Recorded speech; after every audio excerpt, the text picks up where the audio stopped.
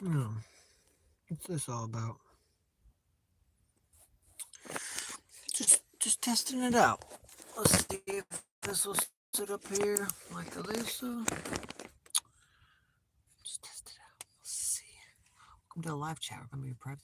Now, see, I don't know. Vertical live. This is how you'd have to do the live anyway.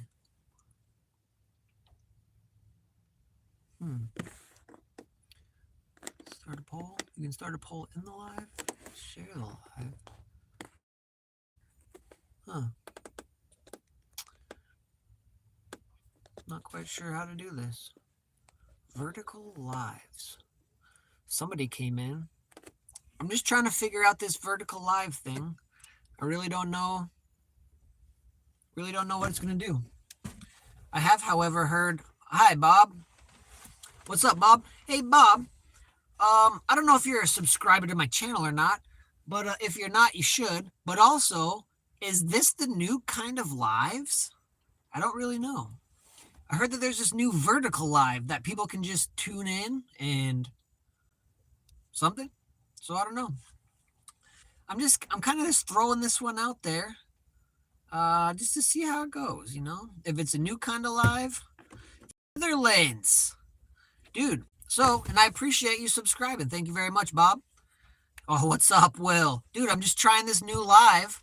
I'm trying to, there's like this new vertical live, and I don't know if I'm doing it. The phone is vertical, but as I started to do this, I realized that all of the lives that I've done are vertical, like this. So I don't know. But yeah, Bob, that's awesome, dude. The Netherlands is sweet. Will Surf is from Florida, but I bought this wetsuit. Yeah, it's in short format. Cool. So maybe I heard that if you do it like this, there's a spot where people can just like tune in. They can just scroll through lives. This one dude said that he saw somebody. It was this chick sleeping, and there was like 2,000 people watching. So like, if people can stick in here with sleeping humans. But anyways, Bob, I bought this wetsuit from. It's called an Annox. ANNOX.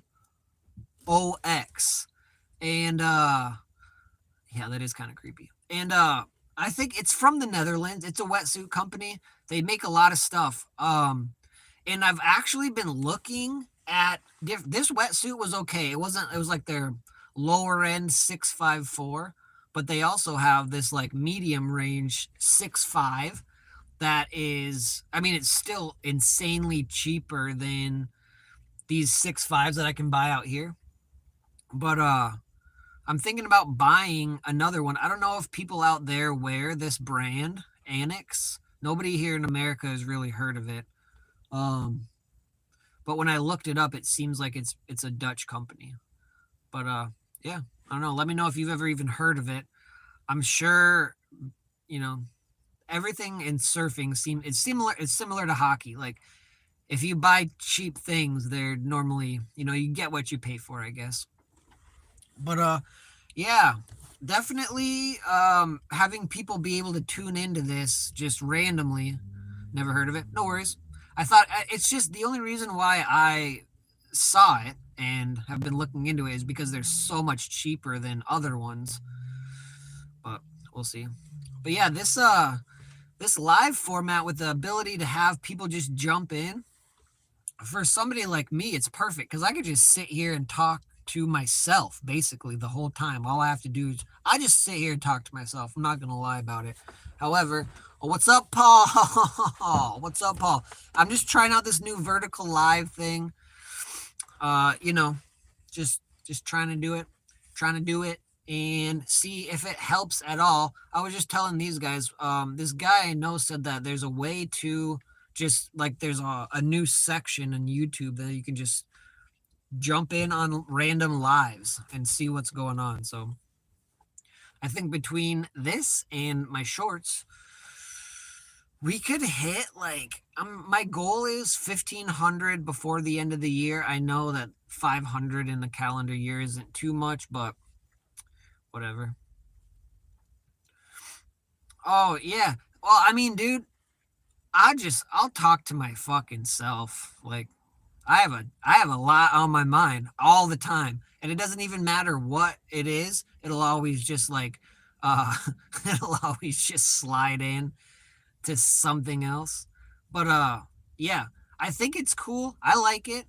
I like doing lives. I have a bunch of lives. I think I probably have like 5 lives. It sucks because everybody that I had done a live with previously, I don't fucking, I don't talk to them anymore. So like, they were good lives. One of the lives actually, the dude like was just like he like was walking around. Plus he was in Hawaii, so I don't know. I don't think the distance because I did a couple with people from England. But yeah, these lives are cool, man. I like them. I just I just run my mouth anyway, so it's easy for me. But definitely, I can see if you're a little more introverted of a human, it's not it's not the most it's not the most calming way to put content out. Sorry.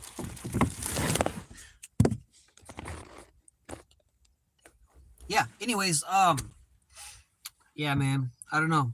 We got we got this. I don't know if they dredge.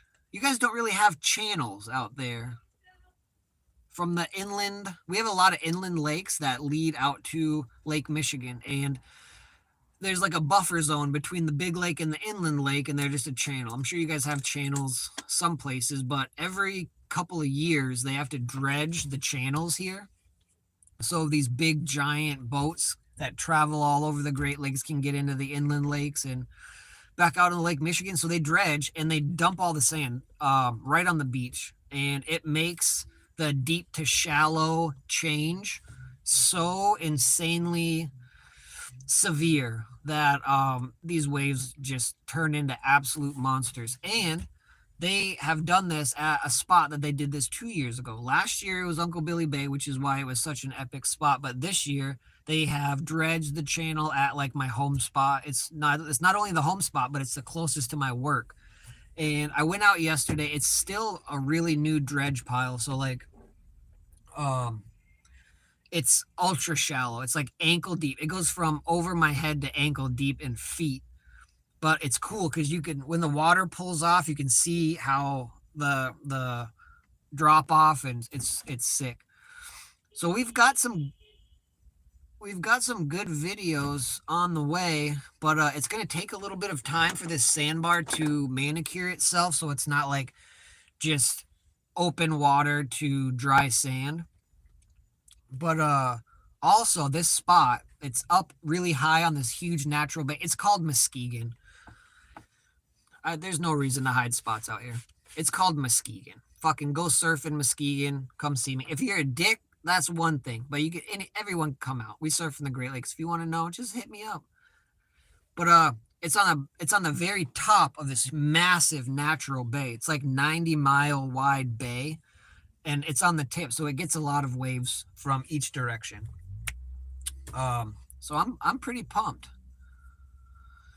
So Uncle Billy Bay, Paul, it came from this dude whose name is Billy. He just randomly found my channel. Um, and his name is Billy, and he's from Hawaii. And he helped me out a lot when he was watching my channel. Um, and so I just thought it would be cool to name a spot. I had South Haven had another name. It was called Wanasi Mahihi. And I had a whole backstory as to why I called it Wanasi Mahihi, but I made that name with my ex. And there's been a couple places that are like named after my dog that I'm not gonna change. But I just figured it was time to fucking change that. Just get all of her bullshit out of my fucking life, which is still happening. But I thought I would change the name of that. Will I change? I probably won't change that spot again. But Bird Queef was also a name. Actually, my ex, she didn't make up Bird Queef. They called that spot Bird Seed because of the granular sand. Hey Bob, thank you, dude. I appreciate you, brother. Hey man, and honestly, the Netherlands is definitely a spot that I could end up going to at some point. Appreciate it, Bob. But fuck, I can't fucking remember. Oh yeah, birdqueef. So they call it bird seed. That little, there's two of them. You've seen them both, Paul. But and I think it's just because when they would dredge the channel, they would just dump all of that sand on those two spots for years and years and years. And it sucks up a lot of like the freshwater mollusks and little shells. And when those get crunched, it looks like birdseed. So they called it birdseed. Of course, I'm not going to call it fucking birdseed because that's stupid. So we called it bird queef. And I think it's fucking hilarious. It sucks. I just put out a video recently with this dude. His name is Isaiah and his dad is named Rich. Their channel is called Frozen Barrels. But Isaiah is like a kid. He's like a kid. He's a kid. He's in middle school. And I mean, it's the name of the spot. It's called I didn't want to like. So when Isaiah is around, and when anyone that I think that maybe bird queef is going to be sort of off-putting, I'll just say we're going to go surf the pier arms. But yeah, I mean, and like I'll just take the whole idea of me naming these spots ignorant shit is from the ignorant surfers who wouldn't tell me what the name of spots were. Like Whiting, they for the first 2 years that I would surf, I went down to Whiting a bunch with with random people, and they're like, well, don't film this spot because they might know. Fast forward, earlier this year, they had a surf contest there. And not only did they advertise it by name over all social media platforms, the fucking surf shop in St. Joe was like making flyers with it and putting up shit on a website. So very quickly, I kept making the names because I think the funnier the name, the better. Like Montague, everybody calls it Monty. Like, it's fucking Montague. All you're doing is taking off a couple of letters. If the people who you are trying to keep away from Montague are confused when you call it Monty, those people are fucking dumb. So in effigy of that, I call Monty pythons. Because it's got a little play on words. No one really, well, if anybody watches this, they'll fucking know. But the whole idea of me naming spots with such like obtuse names that have nothing to do with anything, including surfing, was just to shit on these guys. And now it's funny because some of these names are catching on, as my channel grows and shit. So there'll be people who'll be like, oh, well, where's birdqueef? Fucking, it's so funny. Yeah, there's not enough people. Even on the nicest day with the most sun in the summer, the best waves that I've ever surfed on the warmest fucking days, there's like 8 guys out. I've been at spots where it's shitty. It's not as good as the best days. And because it's a Saturday, it's crowded. And those people would have gone to the spot that they go to. 9 times out of 10, people don't drive 100 miles a day like I do. They'll go to the spot closest to their house because they have kids, a job that they have to work 8 hours a day, which I don't have any of that. And yeah, it's just not crowded. It's never crowded. And yeah. I think Will Surf is still in here. He's from locally, yeah. It's and I could understand, like, there are some spots that I wouldn't say, yeah, I live out of the van. Yeah. There are some spots that I don't name just because they are so hidden and so hard to find. And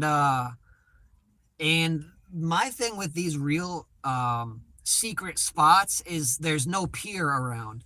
So the secret spots that I call secret spots, you have to know when the wind and when the waves are good, and also know where to go.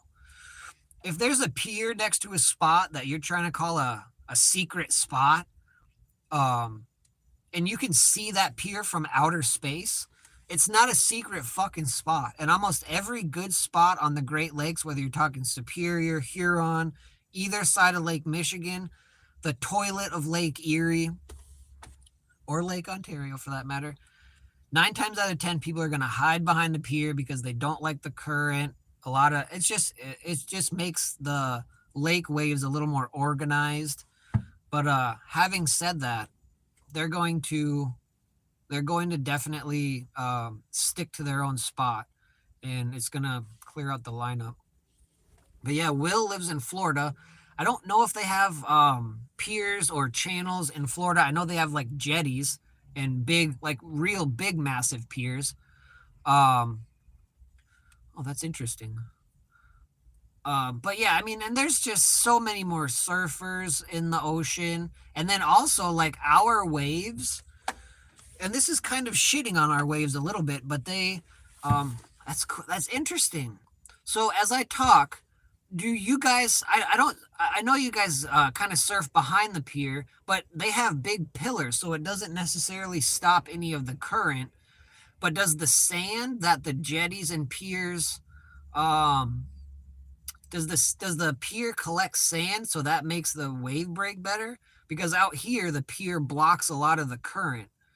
So I mean we have short period wind waves. So like 9 times out of 10 we're surfing in high wind. That's pretty much on shore. Blocks wind builds up sand. Yeah. So it's kind of the same thing. It's kind of the same thing. A lot of times you guys, yeah, and that's what I was just gonna say. The current in the ocean, the waves could be coming at from different directions every day. Almost every single time that we go surf, we have to surf on the opposite side of the pier that the wind is blowing, just because the current is so bad that you'll never be able to stay in one spot. You just get pushed down the beach and get pushed out of the peak. And yeah, well, that's interesting that you still have to deal with that there. I'm guessing that on good days, the wind and the wave, there might be times where you guys surf in no fucking wind, just because the waves are coming from so far away. Um, but yeah, it's interesting. You asked a question about my van, I think.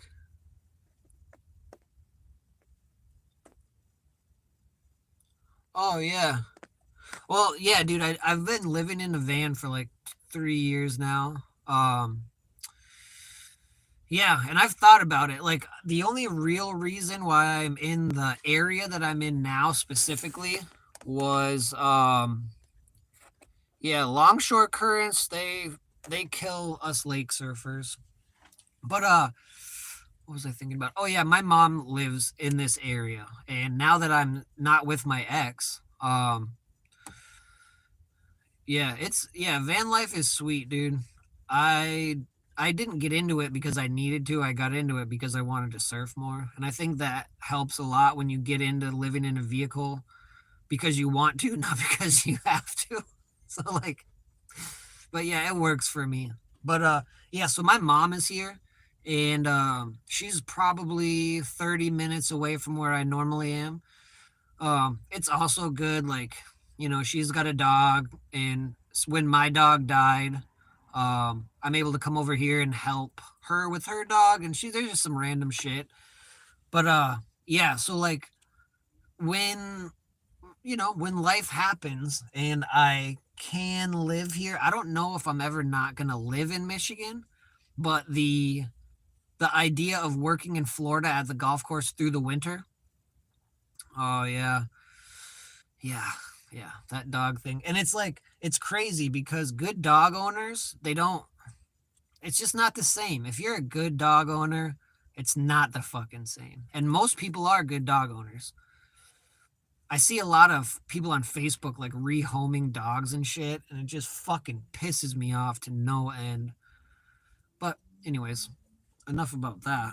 Uh, but yeah, so I am thinking of trying to find like a mid-range golf course where I can just fucking, go down there, work through the winter. And I know a few different people in Florida just from my YouTube. So obviously, like the van life and the surfing is like right down everyone's wheelhouse. But yeah, it's a thing. And not to mention, like in the winter, from November until April, I could just get my unemployment and just because that's what I do all winter. I just collect unemployment and surf and hang out. Obviously, I have to live a little more frugally, but I don't think Florida is too much more expensive than here. Gas probably, but other than that, like random food things that I need, surf wax, and I mean, it couldn't be that much different, you know. I'm sure if you owned a house or were renting an apartment or something, Florida is significantly more expensive than Michigan, but yeah, you never know. Yeah, and I've heard like there are some spots in Florida that you just can't fucking van life, but I think that that is one, the really high end areas, and two, the places where most of the nomads congregate anyway. I've never really been a big Walmart sleeper, so I've found a couple other places, and normally that's good to know. Normally I will just like find a neighborhood that doesn't look like they're gonna fucking call the cops on me or whatever. That or hotel parking lots, because what I found in hotel parking lots, most of them, other than the big cities, most of them, you can just walk in the front door and it'll open and close every hour of the day so you can take a dump in their lobby bathroom. But also the free Wi-Fi. It's just nice when you are in places that you don't necessarily want to just burn through all of your. No, I don't. No, I don't. But man, I mean, like, I've been actually, I'll be honest with you, I've been looking at Georgia. South Carolina or Georgia are two spots that I've been looking at with some intent to go when I can, like when I can just leave the state or be gone for months and months at a time. I've been thinking of those two spots. Georgia mainly because like if you go, there's this thing called the Fall Line in Georgia Speedway. Oh yeah, that's yeah, and there's this thing in Georgia. I don't know if you've heard of it called the Fall Line, and it's where all of the basically the mountains end, the foothills and shit end, and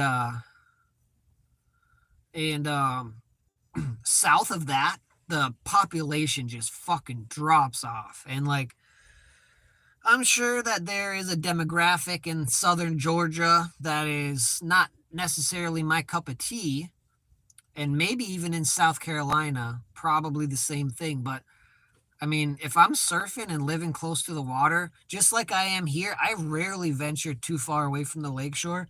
They're the human beings close to the water. I don't care what your fucking race is, what your political stance is, any of that bullshit. If you live near the beach and you're like a human being that enjoys that, you're not a piece of shit usually. Very rarely have I met beach people that are assholes. Now they exist, but so yeah, I'm thinking somewhere down there, and definitely before this year is out, I'm going to figure that out.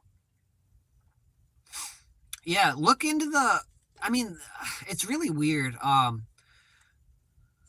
Yeah, dude, the truck camper is really like if I had enough money to do what I fucking wanted to do, I would buy a truck and a truck camper.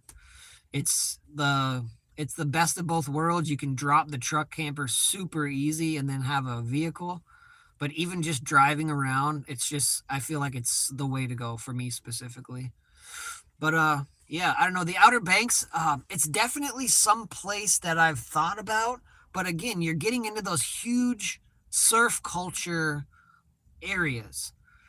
Um, and I have found that most of those areas are, it's just like with the guys from fucking Grand Haven or Chicago down here.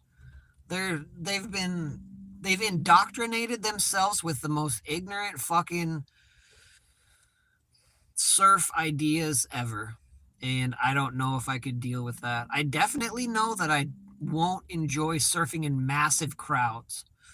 So, you know, I'm not sure. There's a surf scene up in like Rhode Island and Delaware, maybe, or one of those weird states that you never think of way the fuck up in the Northeast. And that a small surf community, kind of similar to ours, but the only reason why I'm kind of shying away from going up there is it's fucking cold water, Not as cold as here, but there's great white fucking sharks up there. And I don't know. I don't know. But yeah, the fall line in Georgia, check it out. Paul, I don't know if you've heard of it, but or whoever the random third person who keeps popping in and out, fucking distracting me. But yeah, the fall line in Georgia, check it out. It's really cool actually. It's where all of the rivers and streams from the Georgian hills, I don't know, was it the Appalachians? Anyways, it all basically ends right there. So there's a lot of like waterfalls and tributaries, and then south of that is the like the coastal plains, so flat and shit. Yeah, well, and that's another thing I was gonna ask you, Will, because I don't ever really see massive crowds. Maybe that's where you there's the places that you go. Obviously, there's some spots in Florida that are like big surf destinations, but even then, like it's not like saying the Outer Banks or basically anywhere in California or Oregon. Yeah, that's cool. Yeah. Yeah, and it's weird because, and I think about this a lot too. You don't see a lot of really cold days in the ocean where they go out and surf, but I think that that's probably because they don't need to surf as much as we do. Our waves get better as the water and air temperature is fluctuates, but also like again, we surf wind generated waves. So if there's waves in the winter, most likely it's going to be fucking windy and cold. However, salt water freezes at a colder temperature. So I don't know if the water can get colder or if the air, cuz the ocean water basically stays pretty much the same. I don't know if that helps. Well, yeah, and I think you guys get less waves than us in the summer just because of how the ocean reacts and how like you guys are at the mercy of massive, massive weather patterns that they just don't do shit in the when it's warm. It's fucking crazy. It's really, really bizarre. There's in the summertime, I've had a lot of people that watch my channel from different spots say the we get a lot more waves. Also, yeah, hurricane months for sure. There's the dude that I was telling you about, Uncle Billy. He's on the Big Island, and I think he said he's maybe an hour away from Honolulu or something. I'm spacing the name of the spot. Makapu, baby Makapu. Um, but he would send me videos of that spot in Hawaii almost daily through the winter. And there was hardly ever waves there. And it's on the wrong side of the island, but it's crazy to think that we get, I mean, 5 times the amount of waves and days with waves and surfable waves at different spots. And it's crazy. But I also feel like, and Paul, I'm sure can attest to this, but there's just a power difference in the waves. And when when the waves hit a certain height and a swell number in the ocean, I think I feel like it's just different. I've kind of come to the realization that um, if we have numbers, and this is all barring what direction, how hard, and how long the wind has been blowing. But I would say on pretty much every beach, if you can hit, I would say 3 feet at about 5 seconds, and that's just in the day. You could probably guarantee there's waves. There are days where the lake forecasting tools will completely shit the bed. Like when the wind is offshore, it doesn't work as well because they're using the past to predict the future, and it's just so hard when you get 5 days out of 365 with an east wind and waves. So there's always exceptions to the rule, but I would say if between 2.5 and 3 feet at least 5 seconds, you can guarantee there's going to be waves wherever you're going. But at the same time, there can be days with the dredge piles when it's really warm and the lake upwells. After a big day, the lake can change like 50 degrees overnight. And all of those things, like the temperature difference of the air and water, all of these things will just pop up a swell that will last like 2 hours. And if you're not there, you'll just fucking miss it. And I've been really, really trying to noodle these things out and try to say like, well, what's the waves in the ocean are obviously better, but the amount of times we can surf, if you're taking Lake Michigan to similar places on the ocean, we're fucking close, man. But I've never surfed in the ocean. So like the knee-high waves here, you gotta fucking paddle your balls off. You basically gotta be surfing the first sandbar. And their wave, most of the time, it's a pretty short ride. But a knee-high wave in the ocean, you get fucking 200 yards if the sandbar looks good or if the swell direction is right. And it's just different. So all I do know is that I'm not going to fucking stop surfing. And it's really all I like to do. So I feel like I have plenty of time to figure this out. It's just going to take a couple times in the ocean and like crappy waves, crappy conditions, crappy ocean conditions for me to juxtapose that to what I've been surfing for 4 years in the lake. And I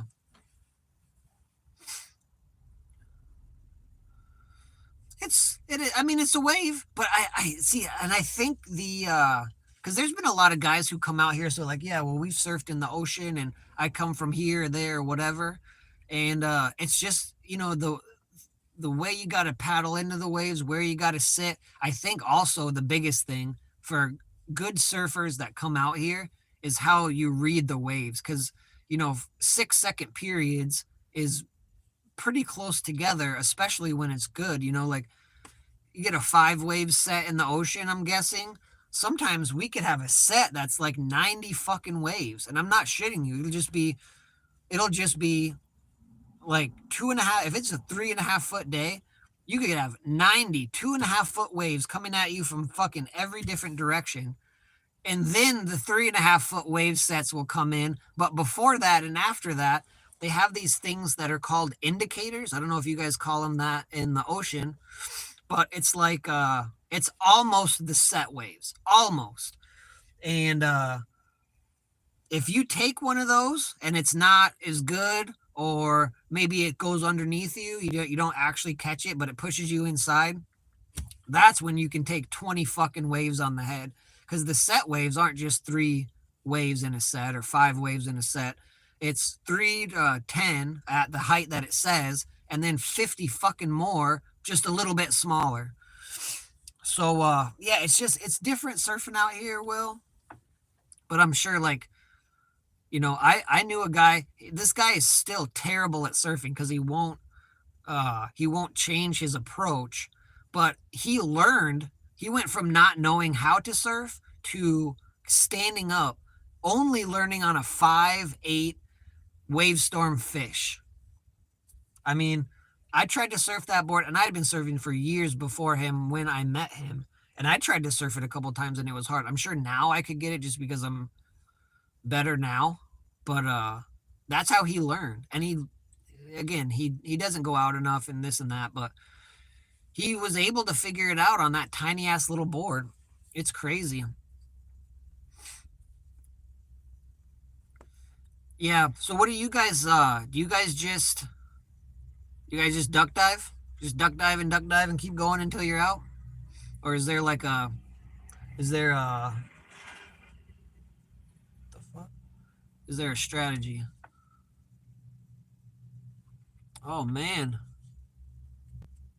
Ooh, hey Paul. Well, maybe we should figure that out. I mean, summertime is tough, but could figure that out. Yeah, just go. Yeah, and again, like out here, that's what is helpful with these piers out here, because our piers are, it's usually just a giant assortment of huge boulders. Hey, how are you? Israel's Outdoors, what's up? How you doing? Thanks for joining us. Are you a subscriber or did you just find me through this new live? Because I'm just trying out this new live. But if you're not subscribed, go ahead and hit that subscribe button for me, brother. But anyways, thanks for showing up. So yeah, these jetties here, it's just like a huge conglomeration of rocks and concrete, so water can't pass through it. So even on the craziest days, as long as there's no west wind, which for us would be directly on shore, you can just pretty much stay in one spot. And the rip current paddles, you can take the rip current directly out, and you hardly have to paddle. And a lot of times, if you stay real close to the pier, there's very little white water to paddle through. So it's helpful, but surfing next to the pier can really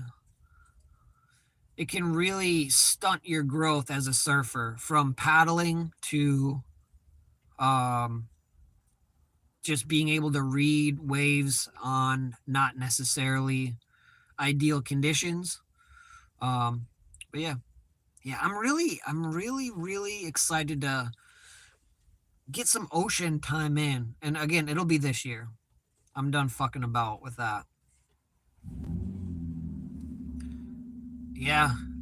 Yeah, and it's so crazy because we rarely get winds out of the east up here. The jet stream passes right across Michigan, and it generally blows from west to east. So we get a lot of onshore. Almost every swell we get on the Michigan side has a component of onshore wind to it, but almost every swell in Wisconsin has a component of offshore wind to it. So it's like they get really fucking good waves over there. But at the same time, just like I said, there's some good surfers over there. But when they come over here, or when they try to go to the UP and have to deal with a little bit of current and some choppy waves and not ideal conditions, they have a hard time. They have a really fucking hard time.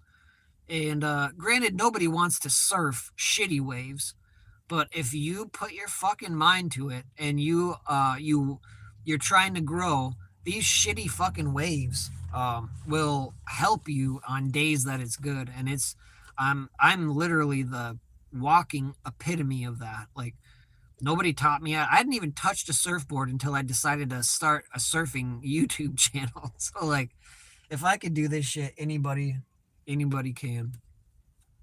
And we definitely will collab. What the fuck are you talking about? But I'm gonna head out.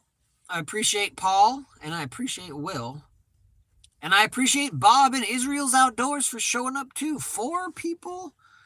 Maybe there was more because people were hopping in and out. But yeah.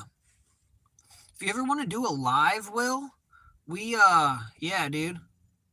Yeah, I watched a lot of YouTube. You know what helped me a lot, dude? Was just watching my clips back and being like, why the fuck is your arm like that? Surfers don't hold their arm like that. Don't hold your arm like that. What has really helped me, dude? The one thing that has really helped me is not fucking moving my left arm so much. I keep my right arm kind of hinged, but if I can keep my left arm down by my side, it's just I'm more balanced. I can stay higher on the face. It's crazy. Yeah. If you ever want to do a live, we can do this shit together. I can just send you a link, or you could send me a link. It's super fucking easy to bring somebody. You can only bring one person in, I think, on YouTube. But if you got like StreamYard or something, you could fucking bring in a bunch of people. But we could always talk about that. Anyways, guys, appreciate you. Have fun. Chill Adventures. I didn't stop it.